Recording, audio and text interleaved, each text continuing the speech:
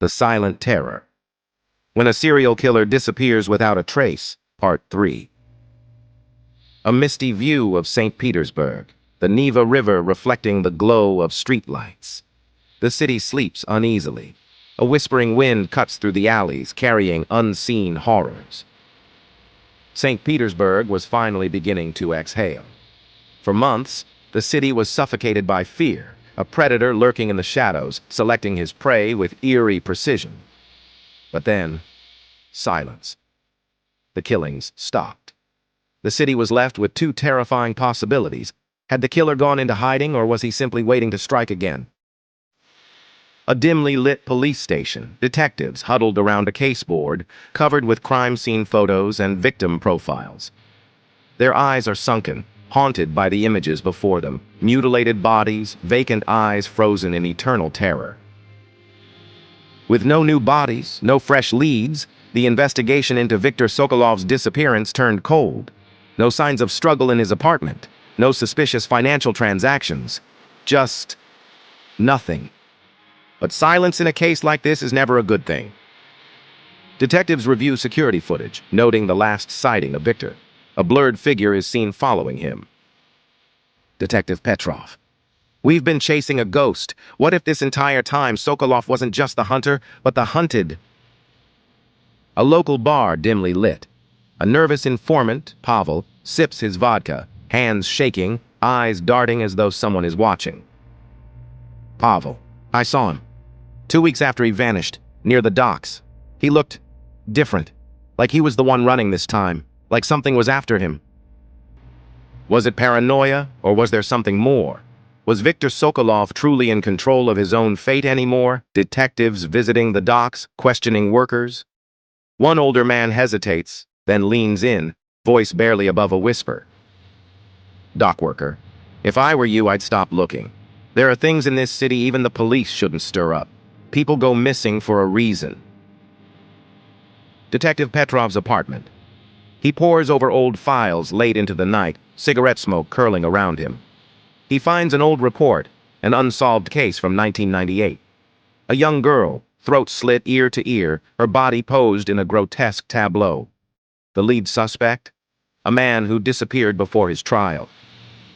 The sins of the past never stay buried, and some monsters create new ones. Petrov digs deeper, uncovering a disturbing connection. The suspect's last known alias, Ivan Sokolov, Viktor's father. The detectives form a plan. A rumor is spread in the underworld. Viktor Sokolov is alive, and he's coming back. The streets whisper his name, fear creeping back into the veins of the city. The scene shifts to an abandoned warehouse. A hidden camera blinks red as figures enter. Hooded men whispering, exchanging cash. The air is thick with decay, the floor slick with something unidentifiable. Detective Petrov whispers into radio, "We have movement, eyes on the target." A shadowed figure steps into the dim light. The detectives hold their breath. The figure removes his hood. It's Viktor, but he isn't alone. A second man steps forward, older, sharper eyes, Ivan Sokolov. The city thought it had one predator, but it had two, a father and son bound by blood and something far darker. The warehouse erupts in chaos. Police storm in. Gunshots echo. One officer stumbles upon a makeshift shrine, trophies of past victims, glassy eyes staring from the darkness. The battle is brutal. Ivan fights like a man possessed, laughing through the gunfire. His blood paints the cold concrete, but his last words leave the room cold. Ivan Sokolov, smirking, dying. You'll never find him. He's part of the city now. News broadcast. Reporter. Authorities confirmed the death of Ivan Sokolov, a suspect in multiple cold case murders, but the whereabouts of Viktor Sokolov remain unknown. The city is left to wonder, will he return? Or has the hunter finally become the hunted? A tense standoff in the warehouse. The police surround Viktor and Ivan, guns drawn. Detective Petrov yelling, "Drop your weapons, it's over!" Ivan smirks, slowly raising his hands, but Viktor steps back into the shadows, disappearing like smoke. But darkness is not so easily contained. Ivan was captured, but Viktor vanished once more. Days later, bodies begin to appear again, more brutal, more theatrical than before. Each one left with a calling card, a red ribbon tied around the victim's wrist. The killings returned, but something was different. This wasn't the meticulous, cold terror the city once knew.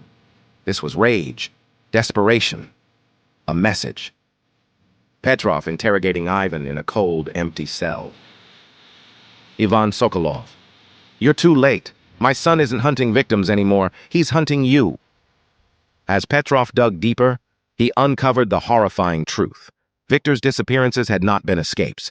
They had been rituals, preparations. A stormy night? The city in lockdown? A tip leads the detectives to an old, crumbling orphanage on the outskirts of the city. The past had a home, and within its walls, the nightmare waited. Inside, Petrov and his team navigate the decrepit corridors. Faint whispers echo, bloodstains on the walls. A trap. They find Viktor in the chapel, surrounded by candles and photos of his victims. He smiles as though welcoming old friends.